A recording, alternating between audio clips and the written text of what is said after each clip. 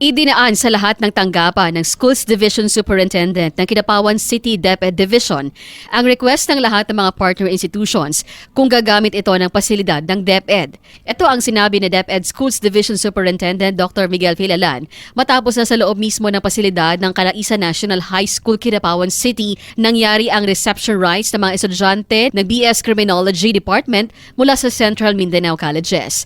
Ayon kay Filalan, sa ginawang investigasyon ng kanyang tanggapan, nagpadala ng formal na liham ang mga estudyante sa principal ng Calaisa National High School para gamitin ang pasilidad.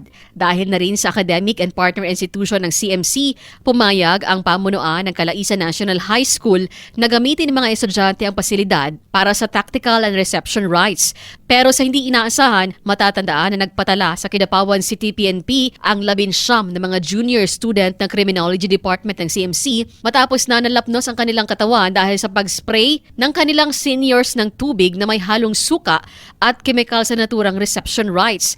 Isolated lang din daw ito. Binigang diin ni Filala na pinairal ng DepEd ang full implementation ng Child Protection Act and Policy sa loob at labas ng paaralan. Of course, first and foremost, hindi natin gusto yun, di ba? Kung ano man ang mga ginagawa na mga activities sa loob ng school. Basically sa DepEd kasi we are following yung Child Protection Policy. No? Kanya ding iginiit na walang puwang ang hazing, bullying at anumang klase ng pang-aabuso sa mga kabataan sa loob at labas man ng paaralan. Sa isang liham din mula sa Central Mindanao Colleges, humingi na ng paumanhin ang naturang paaralan sa Department of Education at nangakong hindi na mauulit pa ang naturang insidente. Cherry May X. Sim Tapia, NDBC, Bida Balita.